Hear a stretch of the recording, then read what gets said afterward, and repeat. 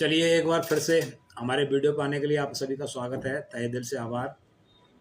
तो दोस्तों आज एक और टॉपिक लेके आया हूँ। 2026 आ गया है तो 2025 की डिजिटल मार्केटिंग रिसर्च 2025 की डिजिटल मार्केटिंग रिसर्च क्या कौन सा प्लेटफॉर्म सबसे ज़्यादा आर ओ आई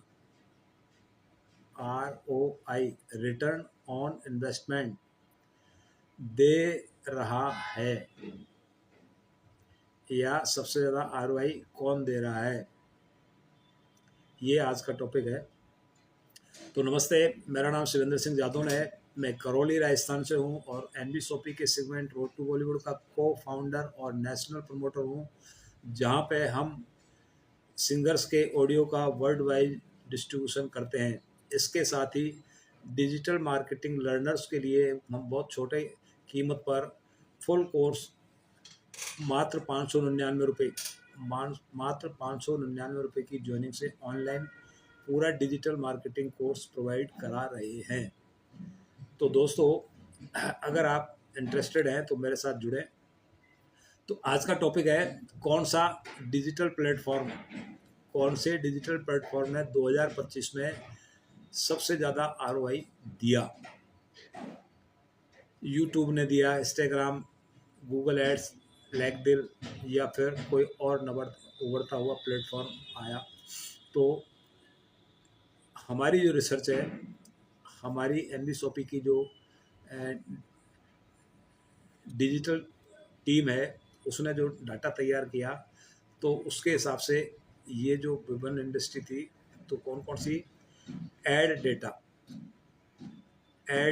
लीड कॉस्ट, कन्वर्जन और प्लेटफॉर्म के परफॉर्मेंस पर एनालिसिस करके रिपोर्ट तैयार करी। तो आज मैं आपको बता रहा हूँ 2025 में सबसे ज़्यादा आरओआई रिटर्न ऑन इन्वेस्टमेंट देने वाला प्लेटफॉर्म कौन सा रहा और क्यों रहा। तो चलिए शुरू करते हैं। पहला, कॉस्ट पर लीड CPL, इसको बोलते हैं cost per lead CPL performance.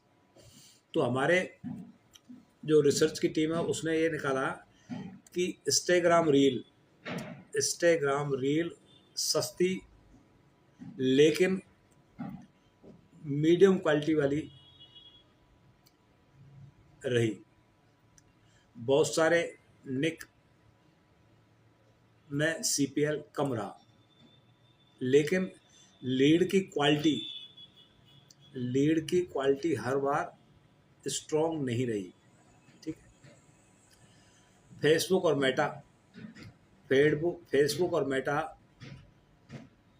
अभी 2026 में भी टेस्टिंग के लिए बेस्ट रहेंगे। क्यों? क्योंकि CPL कम है, कॉस्ट पर लीड कम है, रीच वाइड है, लेकिन कंपटीशन बढ़ रहा है और कुछ निक में रिजल्ट अनस्टेबल भी आ जाते हैं। तो बेस्ट CPL विनर कौन रहा? फिर बेस्ट CPL विनर कौन रहा? यूट्यूब एड्स 2025 में सबसे ज़्यादा बेस्ट रहा। यूट्यूब ने अपना दबदबा बना लिया क्योंकि हाई इंटेंट ऑडियंस है उसके पास, लॉन्ग फॉर्म कंटेंट है उसके पास, बेटर टारगेटिंग है उसके पास, और वीडियो ट्रस्ट फैक्टर, यूट्यूब के पास में वीडियो ट्रस्ट फैक्टर है। यानी यूट्यूब पर जो वीडियो आती है तो लोग सोचते हैं कि ये बिल्कुल सही है। आज मैं जो बता रहा हूँ, मेरे एक्सपीरियंस बना रहा हूँ, लेकिन आपको लगेगा कि यार ये बंदा सही जानता है और सही बातें मुझे बता रहा है। दूसरी चीज़ आती है ऑडियंस इंटेंट, जो सबसे जरूरी रहा। 2025 का सबसे बेहतर ऑडियंस इंटेंट मिला किसको? गूगल एड्स को, गूगल सर्च एड। ये भी आपके दूसरे नंबर पर रहा, गूगल सर्च एड, क्योंकि यहाँ अगर आप यूज़र हैं तो यूज़र खुद सर्च करता है। जैसे बेस्ट ऑफ कोर्स कौन सा कोर्स बढ़िया है, बेस्ट ऑफ सर्विस कौन सी सर्विस बढ़िया है, या नियर बाई मी कौन सा डॉक्टर है, नियर बाई मी कौन सी दुकान है, नियर बाई मी कौन सा आपका क्या नाम है रिकॉर्डिंग स्टूडियो है। तो लोग खुद उसको सर्च करते हैं और वो आते हैं। तो कहने का मतलब है हाई इंटेंट, यहाँ का हाई इंटेंट होते हैं, लोग खुद आते हैं, उसमें ना पैसा लगाना पड़ता है ना कुछ करना पड़ता है, लोग खुद सर्च करते हैं और कन्वर्सन हाई आता है। यूट्यूब, क्योंकि लोग सॉल्यूशन बेस्ड वीडियो देखते हैं, यूट्यूब पर लोग सॉल्यूशन बेस्ड वीडियो देखते हैं। लैगदिल, लैगदिल में क्या होता है, बी टू बी के लिए सबसे बढ़िया हाई इंटेंट प्लेटफॉर्म है। तीसरा पैरामीटर हमने देखा कन्वर्जन रेट। कन्वर्जन रेट क्या रहा जो 2025 में सबसे उच्च कन्वर्जन रेट किसका रहा? तो पहला गूगल सर्च एड हाई रहे, गूगल सर्च एड हाईएस्ट रहे क्योंकि डिमांड पहले से ही थी और डिमांड रहेगी। दूसरा यूट्यूब भी स्ट्रॉन्ग कन्वर्जन को लेकर के रहा क्योंकि लंबे वीडियो में ट्रस्ट बिल्ड होता है, यूट्यूब पर जो लंबे वीडियो होते हैं उसमें ट्रस्ट बिल्ड होता है। तीसरा है लैगदिन, बी2बी में बूम, लैगदिन पर बी2बी में बूम आता है क्योंकि सर्विस बेस्ड बिजनेस ओनर के लिए बेस्ट कन्वर्जन लैगदिन से मिला। चौथा पैरामीटर है कंटेंट लैंगिविटी, कंटेंट कितने समय तक चलता है, कंटेंट कितने समय तक चलता है। तो सबसे पहले कौन आया, YouTube, king of longevity, YouTube सबसे बड़ा पैरामीटर रहा क्योंकि किंग ऑफ लॉन्गिविटी, एक वीडियो कई महीने तक चलती है और उसके व्यूअर भी खूब आते हैं तो लीड भी ज़्यादा देगा। दूसरा इंस्टाग्राम,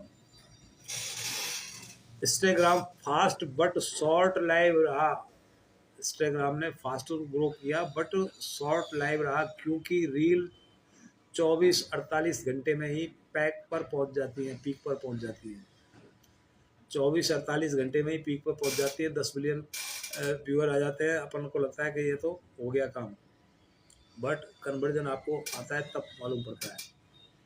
तीसरा है Google SEO, Google SEO slow रहा पर पावरफुल रहा, गूगल एसईओ स्लो रहा पर पावरफुल रहा। 3-4 महीने बाद आरओई सबसे ज़्यादा मिलता है इस पर।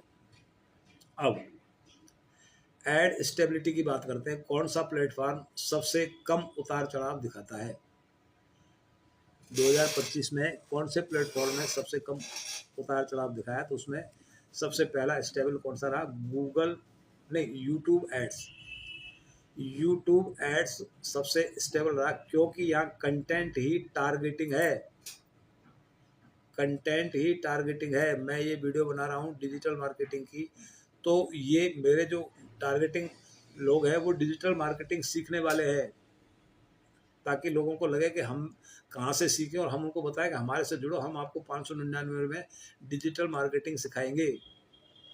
आपको लगे कि अगर मैंने सीखा है 599 में तभी तो मैं कुछ बोल पा रहा हूँ, अगर नहीं सीखता तो कहाँ से बोल देता। तो ये आपका टारगेटिंग ऑडियंस को बढ़ावा देता है। दूसरी चीज़ है Google research, Google research, Google पे लोगों ने सर्च किया, खूब किया, रिसर्च किया, लेकिन एक्सपेंसिव, क्लिक एंड एक्सपेंसिव है क्योंकि कन्वर्जन हाई है। मुझे शूज़ देखने तो सब लोग उसी पे जो है करेंगे और वो अपने वहाँ पे बहुत सारे शूज़ मिल जाएंगे तो वहाँ दिक्कत आती है। तीसरा जो है ऐड वो फेसबुक इंस्टाग्राम रहा, फेसबुक इंस्टाग्राम तीसरे नंबर पर रहा क्योंकि ये सबसे अनस्टेबल ऐड रहा 2025 में, सबसे अनस्टेबल ऐड रहा। कभी रिजल्ट बहुत अच्छे आए, कभी अचानक कॉस्ट हाई कर दी और कभी ऑडियंस डेड हो गई, ये इसमें उतार चढ़ाव रहा। फेसबुक ऐड पर और इंस्टाग्राम ऐड पर। तो अब बात करते हैं कि 2025 में सबसे बढ़िया ROI, रिटर्न ऑफ इन्वेस्टमेंट, किसका रहा। तो मेरे हिसाब से सबसे बढ़िया आपका यूट्यूब पर ही रहा। यूट्यूब पर ऑर्गेनिक प्लस एड, यही टॉप पे रहा। क्यों? क्योंकि लोगों को यूट्यूब पे ऑनेस्टी, विश्वास है, भरोसा है कि यूट्यूब पे सही जानकारी आती है। हाई इंटेंट व्यूअर है यूट्यूब पर, बहुत सारे लोग व्यूअर है और क्रिएटर भी है। ठीक है, लॉन्ग लिस्टिंग कंटेंट होता है। मैं ये कंटेंट बना रहा हूँ 10 मिनट का है, तो 10 मिनट के कंटेंट में आप जो समझ सकते हैं। यही कंटेंट में अगर टेलीग्राम पर देता तो वो 30 सेकंड या 60 सेकंड का होता, उसमें मैं क्या समझाता आपको। और यहाँ पे क्या होता है कि ऐड स्टेबल रहते हैं, गूगल पे ऐड स्टेबल रहते हैं, क्योंकि ब्रांडिंग प्लस सेल दोनों स्ट्रॉन्ग होनी चाहिए। दूसरे नंबर पे गूगल सर्च ऐड भी रहे थे, क्योंकि हाईएस्ट बायर इंटेंट, खरीदार जो है, जो जो लोग आइटम खरीदते हैं, वो सारे बायर मतलब जो है सबसे पहले गूगल पर सर्च करते हैं। Perfect for service based business, लोगों को गूगल पर भरोसा है, वो अपने बिजनेस के बारे में कोई भी चीज़ करते हैं तो वो गूगल पर आते हैं। क्यों? क्योंकि स्ट्रॉन्ग कन्वर्जन रेट है, बट यहाँ पे कॉस्ट इन सबसे ज़्यादा आती है, थोड़ी हाई होती है। लैग दिल ये B2B प्लेटफॉर्म है। यहाँ पे क्या है, डिस्कशन और मेकर्स दोनों होते हैं, किसी को नौकरी चाहिए, किसी को ये चाहिए, तो वो सारी चीज़ होती है। यहाँ क्वालिटी लीड हाई है, लेकिन कॉस्ट भी ज़्यादा है। तो तीसरे नंबर पर लेनदेन रहा। अब जो खास चीज़ है, मैं तो आपको यही कहूँगा कि शॉर्ट वीडियो का क्रेज अभी भी है। 2025 नहीं, 2026 में भी रहेगा। शॉर्ट वीडियो लीड नहीं, अटेंशन देता है। शॉर्ट वीडियो से लीड नहीं मिलती है, लेकिन लोग अट्रैक्टिव होते हैं। और लॉन्ग वीडियो आपको सेल देगी। तो फार्मूला क्या है 2025 के हिसाब से? 2026 का फार्मूला क्या रहेगा? Short video is equal to awareness, और यूट्यूब प्लस